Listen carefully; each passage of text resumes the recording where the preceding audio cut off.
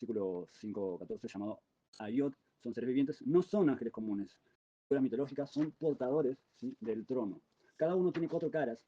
La de hombre significa inteligencia, la del león significa poder salvaje, la del toro fuerza servicial, la del águila altivez y visión. Estos 4 rostros responden a los símbolos de campamento tribales, como por ejemplo el número versículo 2. También serán claves en Apocalipsis versículo 4. Cada ser tiene 4 alas, 2 para cubrir el cuerpo, 2 para moverse. Evocan a los serafines de Isaías 6, versículo 6, ¿sí? Evocan significa que es un parecido, ¿sí? Cada ser tiene 4 alas para cubrir, como le dije, y para moverse, y evocan justamente a otras criaturas no adversativas. No giran al moverse, cada dirección está abierta en el mismo tiempo, o sea que son unidireccionales, ¿sí? Omnidireccionales, perdón, pero se mueven hacia el relámpago, se mueven como el relámpago. Esta es la palabra Ka en Abarak, símbolo del juicio divino inmediato. Las ruedas, ¿sí?, son dobles y están llenas de ojos, ruedas dentro de ruedas. Expresa complejidad y libertad absoluta del movimiento, llena de ojos, visión total, sin punto ciego. Evoca la omnisciencia, que Dios todo lo ve. Esto es lo que simboliza. El espíritu de los vivientes está en las ruedas. La voluntad divina mueve todo simultáneamente. No hay desconexión entre el trono y la creación. No. No se desconecta una cosa de otra. Los vivientes y lo móvil, lo omnividente, son solo una arquitectura teológica, ¿sí? El firmamento y la voz de Dios. Cuando dice firmamento es la palabra raquia, dice, como cristal se extiende sobre la cabeza de los vivientes, referencia a Génesis 1, pero aquí es trono y altar a la vez. Cuando los vivientes se detienen, se oye una voz. La LXX dice, pone pantocrotoros, que es la voz del Todopoderoso. Esto no es solo un símbolo, sino es una arquitectura sonora que obedece a una liturgia cósmica, a un silencio, a un sonido, a una detención, pero también a una adoración misma, porque se escucha el canto también de muchos ángeles, como se ven en otros versículos, que tienen justamente las mismas palabras denominativas. El trono y la gloria. Versículo, esto es el versículo 26 y 28. Sobre el firmamento está de Mut Kiseh, semejanza del trono, de aspecto de zafiro, en el trono de Mut Kemar et Adam, semejante como apariencia de hombre. En el centro de la visión no es una forma abstracta, sino una figura humana. Esto no ciega la trascendencia de Dios, pero prepara la categoría teológica del Hijo del Hombre, ¿sí?, como en Daniel 7, versículo 3, o Apocalipsis 1, versículo 13 también. La gloria de Kabob Yahweh aparece como fuego resplandeciente rodeada por un arco iris, que Set es la palabra arco iris. En una nube, el arco iris es símbolo de pacto, Génesis 9:13, ve hacia ahí. Aquí el pacto no se ha roto, aunque Israel esté en el exilio. Eso es lo que está mostrando. Primer punto a ver, la teología de la gloria del exilio. La Kabot ya no reside en el templo. Dios está presente entre los cautivos porque Él no tiene ningún parámetro que lo pueda paralizar. Movilidad teofánica y soberanía absoluta. El trono no está fijo, se mueve con libertad. Dios es libre del espacio espiritual, del espacio ritual también. Él se desplaza de un templo a una visión. Unidad entre el creador y la creación. Los vivientes y las ruedas no son instrumentos sino extensiones del trono. La creación obedece al creador como una sola voluntad. Prefigura de Cristo aquí. La figura humana en el trono no es nombrada, pero sí su aparición señala una categoría futura del antropos en tronos, hombre en el trono. No es un ángel, es una forma visible de lo invisible, ¿sí? Ezequiel 2, versículo 2, capítulo 2. La continuación inmediata de esta visión en el capítulo 1 dice así. Ahora la teofanía se transforma en una vocación de la gloria divina, ya no solo se revela, sino que también llama, envía, exige. Ezequiel queda como un espectador pasivo, no queda como un espectador pasivo, perdón, sino que es incorporado al movimiento, es llamado a esta teofanía, ¿sí?, es llamado a este movimiento divino. Como nosotros estamos siendo llamados, sí, como comisión profética. Ahora vamos a ver bastantes puntos proféticos que tienen que ver y la vida de un profeta de oficio. El hijo de hombre, ponte en pie y hablaré contigo. El término clave es la palabra Ben Adam, ¿sí?, que aparece al menos 90 veces en el libro de Ezequiel. Exactamente, perdón. No indica únicamente humanidad, sino señala la distancia entre la gloria divina y el siervo receptor. En la LXX, huios, atropos, representa la finitud del mensajero frente a la infinitud del enviado. También anticipa la categoría mesiánica del Hijo del Hombre, aunque aquí como sentido humillante, no glorioso como en Cristo. ¿Sí? Y entró en mí el Espíritu cuando me habló. En el hebreo esta es la palabra ruach, perdón. No solo como aliento de vida, sino como fuerza profética. La palabra de Dios no solo se escucha, penetra, sino anima también. Reconfigura la disposición interior de cualquier receptor. Es una investidura profética que involucra transformación real y no solo eh, y autorizativa también, ¿sí? Significa que empodera, ¿sí? Yo te envío a los hijos de Israel a una nación rebelde que se rebeló contra mí. El término clave es la palabra meri, y viene de la palabra mordim. El término es un término jurídico, significa violaron el pacto y hay una licencia. La rebelión es doble, es religiosa, pero también es política. Ellos y sus padres se han revelado este mismo día. El pecado no es accidental, sino que ahora es estructural nacional. Israel no ha dejado de quebrar el pacto desde la salida de Egipto. El profeta no es enviado a una tábula o a una raza sola, sino que es a un pueblo endurecido por generaciones, por mucho tiempo, y Dios es un Dios paciente. pero también su paciencia tiene un límite, ¿sí? Ya escuchen o dejen de escuchar, sabrán que hubo profeta en medio de ellos. Ahora él también va a poner a su profeta en, vamos a ver ciertas situaciones. La eficacia no se mide por el resultado visible, sino por la presencia del testimonio, por el verbo. Sabrán, es la palabra shadá. Implica reconocimiento forzado, aunque sea tardío. Una advertencia. No temas, aunque te rodeen zarzas y espinos. Esto hace una alusión a imágenes del oriente, ¿sí? Imágenes orientales para expresar una exposición violenta o incisiva. El lenguaje se remite como el llamamiento de Isaías en versículo 6. Haz insensible el corazón de este pueblo. No seas tú rebelde como esta casa rebelde. El profeta es parte del pueblo, pero, pero está en riesgo de contagio espiritual. Isaías cuando dice, muerto soy porque estoy hablando, porque estando en medio del pueblo de habla inmunda, dice, han visto mis ojos a rey. Y esa palabra habla inmunda significa acatartos. La palabra acatartos significa contagiosísimo. ¿Sí? Las buenas costumbres, las malas conversaciones rompen las buenas costumbres. Y usted se confunde con necios y se convierte en necio, literalmente. No seas tú rebelde como esta casa rebelde. Él lo está llamando primero a la obediencia y luego a hacer de la misma manera, o sea, tener el mismo carácter confrontativo para contra el pecado. Y el rol profético como mediador de la palabra, sí. Y miré aquí una mano extendida hacia mí y en ella un rollo de libro. Esta dice así, y aparece Ketar Seper, símbolo del mensaje sellado, pero no solo queda ahí, sino que sería ingerido. La mano no es humana, sino que es una extensión de la gloria divina. Lo extendió delante de mí y estaba escrito por dentro y por fuera. Significa que el juicio era completo. No había ningún espacio. Escritura doble, no hay espacio vacío, el juicio es total, contenido. ¿Sí? Lenguaje fúnebre, quina, alegia, gemido profundo, exclamación de lamento, el aye. Estos son los ayes, que también van a estar en las últimas copas de Apocalipsis, por ejemplo. Antropología profética. Ben Adán define al profeta como un... No lo define como un héroe, sino como un ser vulnerable. Dios está hablando con un ser de carne y hueso, ¿sí? Y lo está poniendo en su posición, ¿sí? Vocación bajo la oposición. El llamado profético no requiere recepción favorable. No espere un profeta del Antiguo Testamento, ni si usted cree que existan hoy, que lo vayan a recibir todos, porque no lo van a recibir todos. El llamado profético no requiere recepción favorable. El criterio no es éxito, sino fidelidad. La oposición del pueblo forma parte del encargo, no del fracaso. Él fue enviado a profetizar, a decir lo que Dios le mandó. Escuchen o dejen de escuchar. Profeta como revelación viva. Aún si Israel no escucha, sabrán que hubo profeta. Primer punto. La figura del profeta se convierte en la palabra encarnada del juicio. La revelación no siempre busca consuelo, sino confrontación. Función sacramental del rollo. El rollo no se lee, se recibe, se extiende y se come. Capítulo 3. El mensaje no es externo al profeta, se interioriza adentro, se hace uno con él. Teología del juicio como liturgia negativa. Lamentación, gemido. Ay, no son accidentes del exilio, sino es una liturgia de juicio. Aquí se rebasaron los límites. El 3, teología, ingestión de la palabra y la identidad. ¿Sí? Come este rollo y ve y habla a la casa de Israel. La clave acá es la palabra akol, comer. La palabra profética debe ser incorporada, no solo repetida. Debe ser digerida y asumida y asimilada. Acción simbólica que anticipa la totalidad o interiorización del mensaje. Hay muchísimo para ver acá.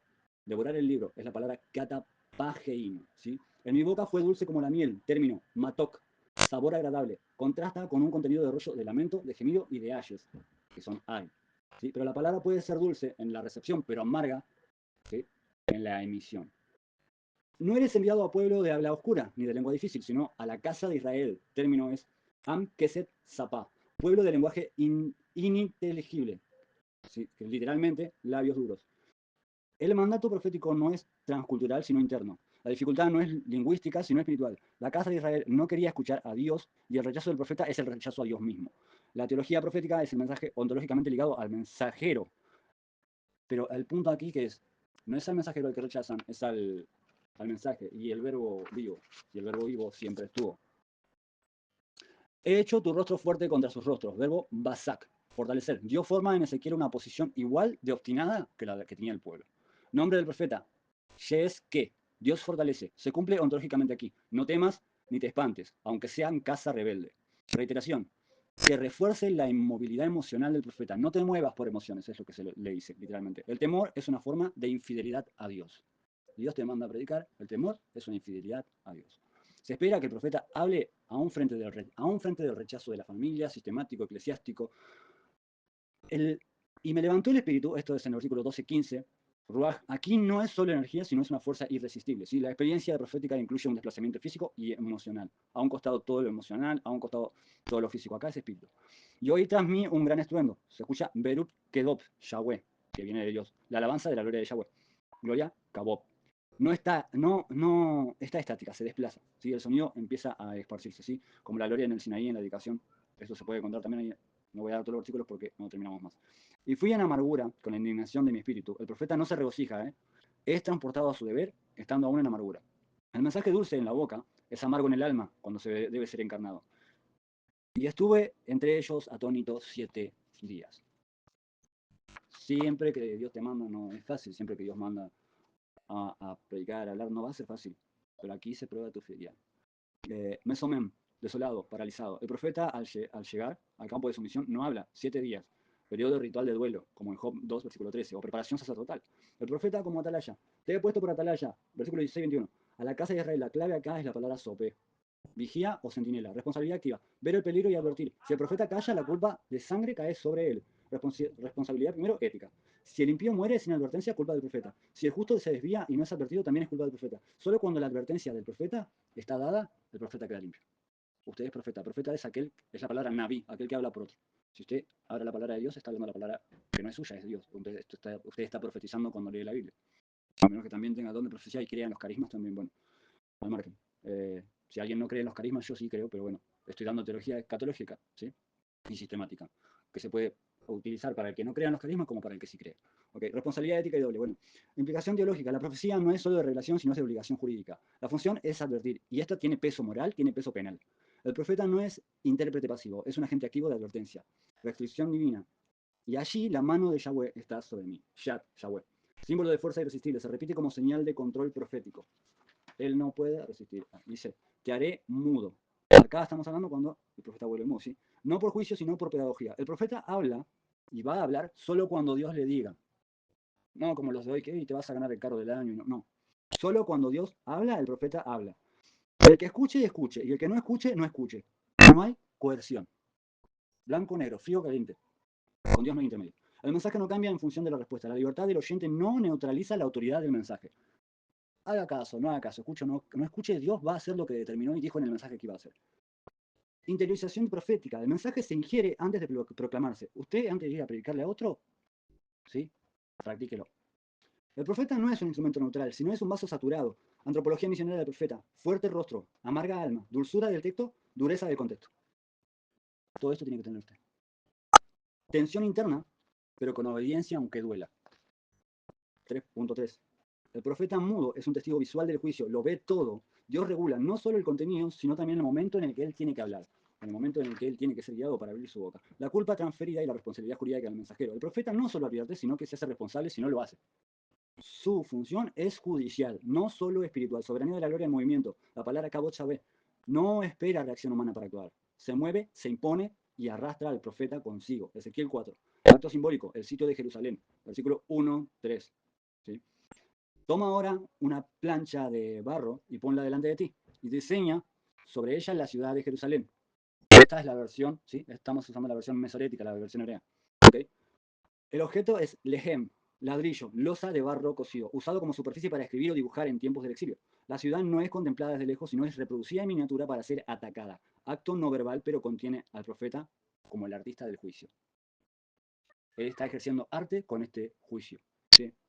Pondrá sitio contra ella, acción sur, cerca militarmente. Ezequiel representa con exactitud táctica el asedio de torres, rampas y arietes. Por una sartén de hierro que está entre ti y la ciudad. Pon una sartén de hierro entre ti y la ciudad, entre el ladrillo y el profeta. Significa, este utensilio significa que no hay posibilidad de intercesión. No. Esa sartén entre lo que él tenía que dibujar y el profeta es, no llegarán oraciones a mí. El profeta representa a Dios, Jerusalén en el ladrillo representaba a la ciudad, no escucharé tu ruego. Yo mandé profecía, yo mandé mensaje, tú deberías haber obedecido. Sencillo, teología del acto. El juicio es irreversible, no hay mediación ni salida. Dios no solo permite el asedio, sino que lo representa a través de su vocero escogido. El peso del pecado y el tiempo de la culpa.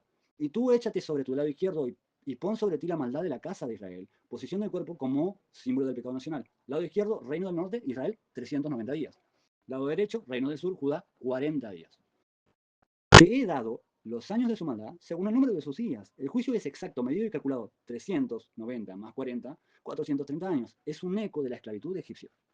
Cuando el pueblo estuvo en Egipto fueron exactamente 430 años. Éxodo 12, 40, si usted quiere buscarlo. El exilio es una nueva esclavitud, pero esta vez merecida. Al principio no fue merecida. Ataré cuerdas sobre ti. El profeta no podrá girarse, ni levantarse, ni moverse por voluntad propia. Dios impone limitación física para expresar la gravedad del pecado. La acción es radicalmente pasiva, pero el profeta sufre el peso del juicio sin poder escaparse. La dieta del sitio. Toma trigo, cebada, habas, lentejas, mijo y espelta. Mezcla de granos pobres y símbolo de escasez. Esto es símbolo de escasez y desesperación.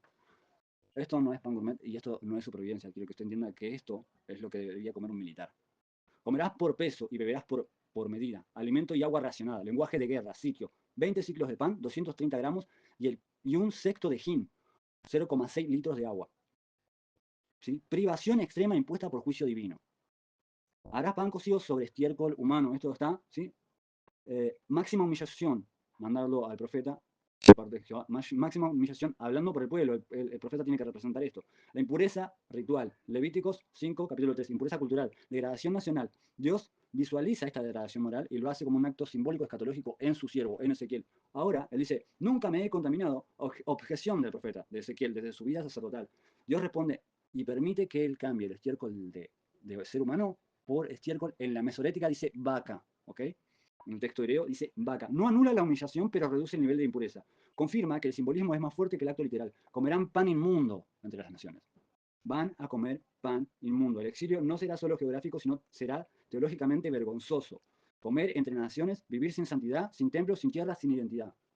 Les quitaría todo. Dios como autor del juicio histórico. Dios no es observador del sitio, lo representa, lo anticipa, lo ejecuta y lo simboliza. La profecía no es solo una advertencia, es una escenificación del decreto. Ya estaba decretado, ellos fueron advertidos 1, 2, 17 profetas, 14 de 17 profetas fueron enviados al exilio babilónico y el pueblo no quiso escuchar. Ezequiel está representando juicio porque el pueblo era duro. El profeta, como representación física del juicio, no solo habla, padece, se vuelve figura de exilio, peso, escasez, impureza, todo lo tiene que vivir él. Tiene que sentir lo que sintió el Padre, pero también tiene que sentir lo que va a sentir el pueblo. Justicia medida proporcional, 430 días, equivaliendo a los 430 años. El juicio no es arbitrario, sino es milimétrico. Dios contabiliza la rebelión y responde con una precisión absoluta y divina. Imposibilidad de mediación. La plancha de hierro indica que ni el profeta puede interceder, ni clamor traspasa el muro. Es silencio divino y hecho estructura. La humillación como pedagogía escatológica. El exilio será impuro e inmundo y vergonzoso. ¿Sí? Acto simbólico de cortar y poderar. Toma ahora una espada afilada y pásala sobre tu cabeza y tu barba. Hay muchas Biblias que dicen navaja de barbero. ¿Sí? En el texto griego original es toma espada. Símbolo de juicio. El profeta se afeita con un arma de guerra. ¿Por qué? Porque es una acción violenta, profanadora, casi sacrílega en contexto sacerdotal. Pasarás y dividirás el cabello en 3 partes. El cabello representa al pueblo entero. Córtalo y sepáralo en partes, por pacto. Pésalo. Indica cada parte y que cada parte será juzgada con justa medida. 3 destinos. Quemado en medio de la ciudad simboliza los que perecen dentro de Jerusalén por fuego, hambre y peste. Segunda, cortado con espada alrededor, representa a los que morirían fuera o en batalla y huida. Tercero, esparcido al viento, evoca al exilio y la dispersión de todos los pueblos. Sacaré la espada tras ellos, aún los exiliados serán alcanzados. Toma un poco de pelo y átalos en las orlas de tu manto. Estos son los remanentes, pero aún ahí hay remanentes que iban a terminar siendo quemados. Son los que estaban en el muslo de Jehová, guardados por Jehová, ahora representados por el profeta. Aún el remanente elegido por Dios, algunos iban a tener que padecer por culpa de este pueblo. Teología simbólica. Ni el remanente está completamente a salvo, el juicio es total, sin acepción. Esto es solamente una muestra de lo que vendrá en Apocalipsis, ¿ok? Sí, a eso me refiero. El centro del juicio de Jerusalén como medida. Versículo 5:10. Esta es Jerusalén, la puse en medio de las naciones. Vamos a saltar el hebreo. En el centro de las naciones. Jerusalén no es periférica, es un núcleo espiritual, geográfico y escatológico. La rebelión de una ciudad central tiene persecución completamente cósmica. Pero ella cambió mis juicios por impiedad más que las naciones. Verbo marat, rebelarse. Y rebelarse equivale, ¿sí? La palabra rebelión equivale a hechicería. Pero ella cambió mi juicio por impiedad más que las naciones. Israel no solo desobedeció, sino que superó a los paganos en maldad y se prostituyó. El juicio será proporcional a la luz recibida. Tanta luz te dio Dios, tanto te va a juzgar. No se haga maestro mucho de vosotros porque recibiráis mayor condenación. Porque el que sabe hacer el bien y no lo hace, como pecado se lo cuenta. Yo mismo estoy contra ti. Fórmula de juicio irreversible. Ginen Elec. Dios ya no se opone a las naciones, se opone a su propia ciudad. Teológicamente el templo no garantiza inmunidad ya. Padres que comen hijos, hijos que comen padres. Efecto literal. Esto pasó realmente. Esta es la degradación completamente del ser humano, la abominación y la involución. Esta es una revelación completamente escandalosa. Esto es una antropología, el hombre perdiendo la humanización. Juicio universal, santidad violada. Versículo 11 y 17. ¿Por qué contaminaste mi santuario con tus ídolos detestables? La idolatría trae juicio. ¿Usted quiere tener juicio de Jehová? Dos cosas. Inmoralidad, ¿sí? Sexualidad, para decirlo claro. O idolatría. Son las dos cosas que traen juicio de Jehová más rápido. ¿Por qué contaminaste mi santuario con tus ídolos detestables? Palabra clave. Sikusim. Esto es abominación. Ídolos que repugnan a Dios, no solo visualmente, sino ontológicamente. La idolatría es violación del núcleo del ser divino. También yo te disminuiré. Así se sintió disminuido él. Juicio en forma de decrecimiento demográfico, moral y nacional. No es destrucción repentina, sino una lenta extinción. Una tercera parte morirá de peste, otra caerá de espada y otra la esparciré. Sí, voy a adelantar un poco. Dios como juez y pastor de su propio pueblo. No hay favoritismo. Jerusalén no es excepción, es el ejemplo. Dios juzga con más severidad a quien más conoce su gloria. Símbolos como juicios encarnados. El profeta actúa con una liturgia de destrucción. Los objetos, como la espada, el cabello, el fuego y el viento, son teofanías de justicia. El templo no es refugio automático, sino es contaminación interna. Lleva el juicio interno. ¿Sí? La santidad no tolera cohabitación con ídolos. No hay luces a medias, no hay luces de patio. Juicio total, pero no medio. Terceras partes. Peso exacto de segmentos definidos. Dios es juez de precisión y tiene celo completamente divino. Juicio sobre los montes de Israel. Pon tu rostro hacia los montes de Israel y profetiza contra ellos. Haré Sitra, él. Expresión que aparece repetidamente en Ezequiel. No se refiere solo a la geografía, sino a los lugares altos de culto idolátrico. ¿Sí? Estos son donde se ponían los ídolos. Los montes, testigos mudos de idolatría, son ahora blanco de juicio. Los primeros blancos de juicio. Yo el Señor, Yahweh, Hashem, si usted quiere la Biblia hebrea, dice Hashem, traigo espada sobre vosotros. La espada Arep. No es solo instrumento militar, sino juicio escatológico. No viene de Babilonia, viene de Yahvé. ¿Sí? No viene de un pueblo, viene de Dios. Esto viene de él mismo. Vuestros altares serán asolados, vuestros ídolos serán quebrados. Palabras claves: altares ilegítimos, pilares solares, estatuas fálicas, ídolos despectivos, literalmente estiércol. Esto es lo que significa. Término peyorativo exclusivo de Ezequiel. El lenguaje es violento, despectivo y deliberadamente humillante. Los muertos caerán delante de vuestros ídolos. La idolatría es vengada con la muerte sacrílega. Lo que antes fue adoración ahora es escenario de juicio. El culto ilegítimo se vuelve tumba. Y sabréis que yo soy Jehová. Fórmula clave de Ezequiel. El conocimiento de Dios no viene por revelación emocional, sino viene por juicio histórico. El juicio del remanente. Dejaré un remanente que escapará de la espada. Mi pleta. Escape y supervivencia. El remanente es pequeño, dolorido, no es privilegiado, sino es marcado. Está marcado por él. No es un grupo victorioso, sino un residuo que llora y lamenta. Se acordarán de mí en las naciones donde fueron llevados cautivos. Esta es la palabra sacar. Recordar, pero con carga de arrepentimiento. La memoria es penitente. La dispersión produce conciencia y la tragedia genera teología. Me aborrecen a causa del mal que cometieron. Es como dice el versículo. Me condenas a mí para justificarte tú. Y eso es lo que hace muchas veces el hombre. Golpea tu mano y patalea con tu pie. Esta es una expresión profética de lamento, duelo violento. Savek Kap, que significa aplaudir con fuerza. No de alegría, sino de furia. El profeta no solo anuncia una reacción corporal, sino que ahora dice que caerán a espada, a hambre y a pestilencia. Es una triada de juicio. Son tres tipos de juicio. ¿Sí? Los que estén lejos morirán de pestilencia, los que estén cerca morirán de espada y el juicio será totalizante, sin refugio. No hay lugar geográfico seguro ni distancia que pueda protegerlos. Espartiré vuestros huesos alrededor de los altares. Es una violación post-mortem. El juicio aún continúa aún después de aquellos para que esto no se olvide. Desde el desierto de arriba hasta Siria, ¿sí? Representa la totalidad de la tierra prometida. La herencia es devastada por el propio heredero.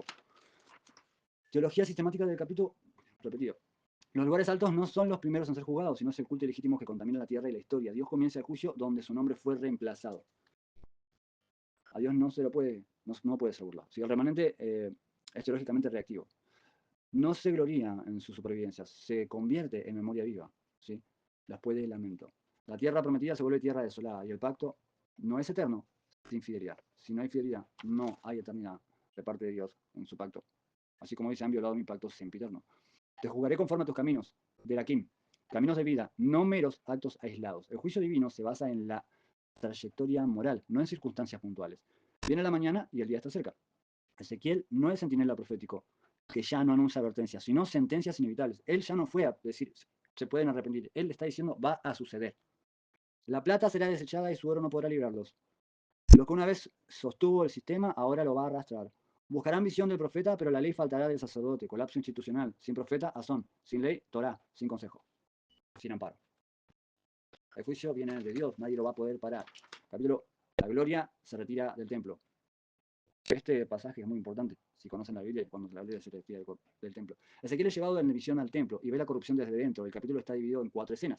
¿Sí? Primera, ídolo de los celos. Colocado en la entrada misma del templo, provoca los celos, el lenguaje, ¿sí? La tradición conyugal. Ancianos adorando animales grabados. Segundo, mujeres llorándole a Tammuz, ¿sí? Que es un rito de muerte. Después, 25 hombres adorando al sol. Se da la espada al lugar, la espalda al lugar santísimo, perdón, hacia el este. Por eso escuche, viene del norte. La dominación no viene de fuera, sino viene del centro del pueblo. La tradición está institucionalizada. El sello del remanente. Un grupo angelical, ¿sí? Entra al templo. 6 portan armas. Uno lleva un tintero de escribano, ¿sí? Que es la palabra que Set es Ofer. Este último recibe la orden de marcar en la frente a los que gimen por las abominaciones, porque clamaban a Dios por justicia. La justicia llegó. La marca no es externa ni mágica, es espiritual. Se hizo justicia, porque todavía había un remanente fiel. Cuando Noé hizo las cosas bien, el mundo fue juzgado. Cuando Jesús hizo las cosas bien, el mundo fue juzgado. Cuando usted hace las cosas bien, su iglesia, si hace las cosas mal, es juzgada, su casa es juzgada. Cuando todos aprueban en un colegio, todos desaprueban, el problema lo tiene el profesor. Pero si uno solo aprueba, el problema no es el profesor. ¿Se entiende? Reaparece en los querubines del capítulo 1, asociados, ¿sí? En el capítulo 10, asociados con la gloria de Yahweh. Acá se habla del umbral del lugar santísimo, luego sobre los querubines y finalmente hacia la puerta oriental del templo. La teología de este capítulo, ¿sí? No desaparece, no se retira. Dios no fue expulsado, sino que se aparta voluntariamente del trono. Pero él no está anclado en Jerusalén, ¿sí? Juicio a los líderes, promesas al remanente, juicio contra los príncipes del pueblo.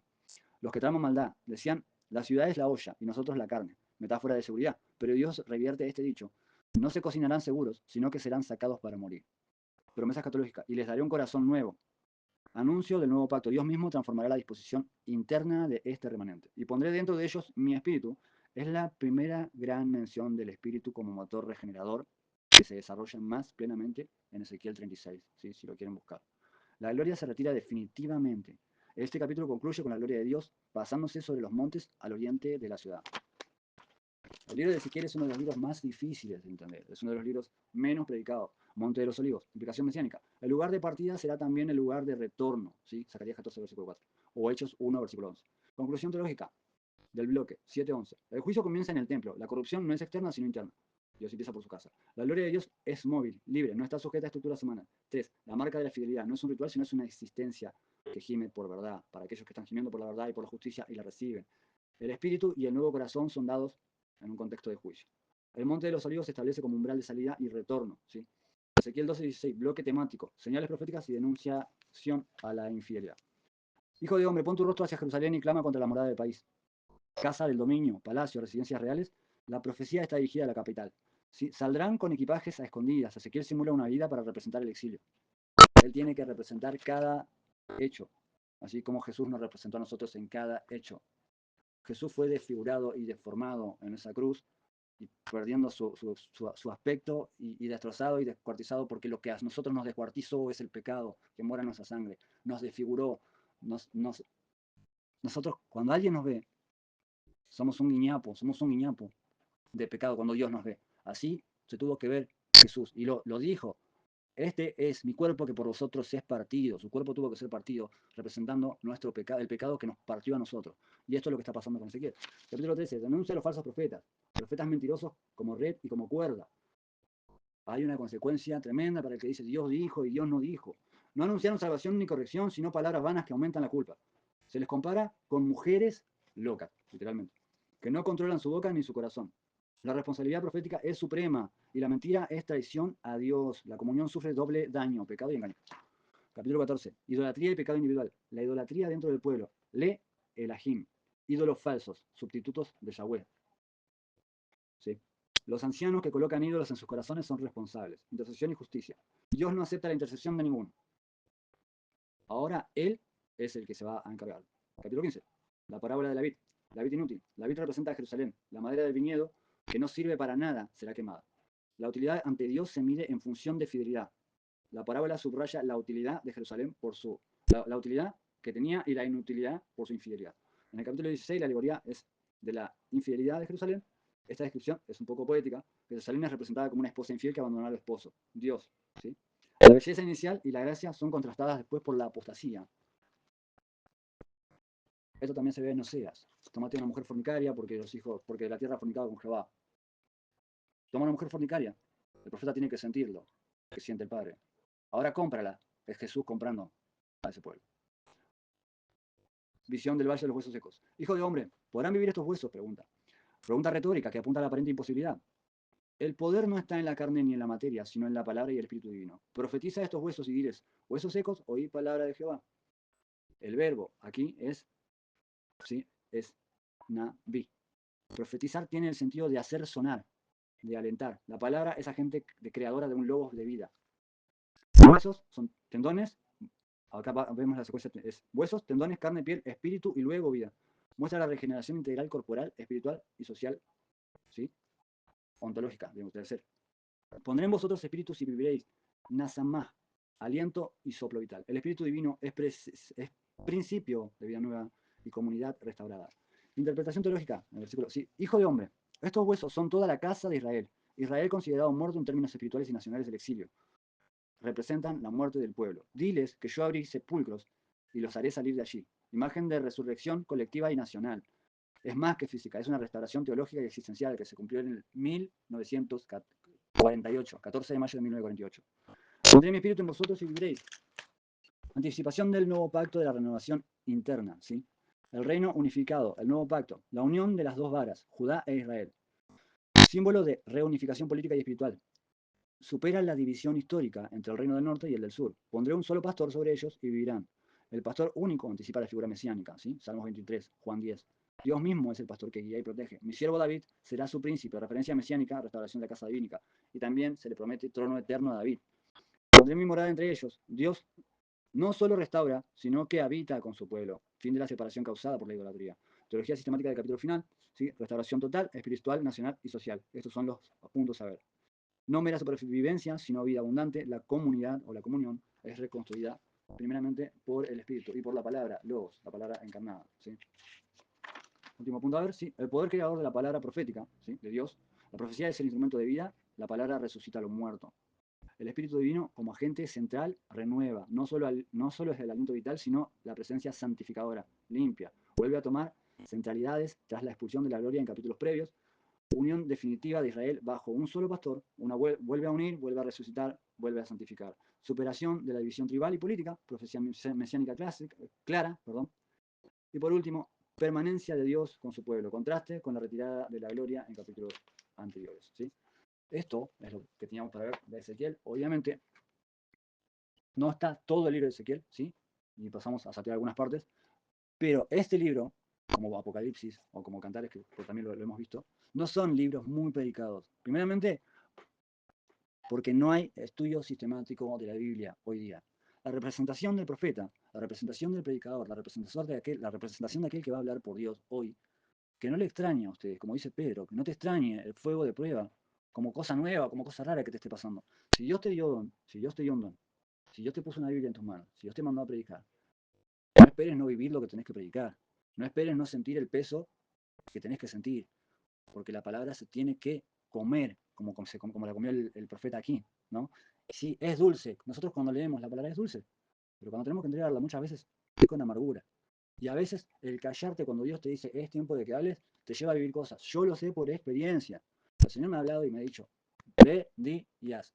Dije, no, Señor, pero a mí me parece... Yo quise ser más bueno que Dios, mi hermano. Usted no puede ser más bueno que Dios. Si Dios le manda a predicar, usted predique.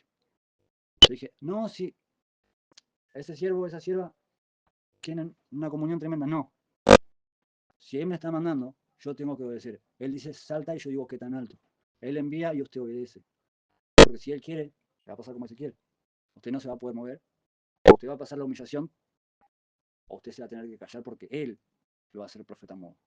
Y sí, va a tener también muchísimos. Dice, pondré tu frente como pedernal, no te querrán oír, no te sorprendas que te quieran oír.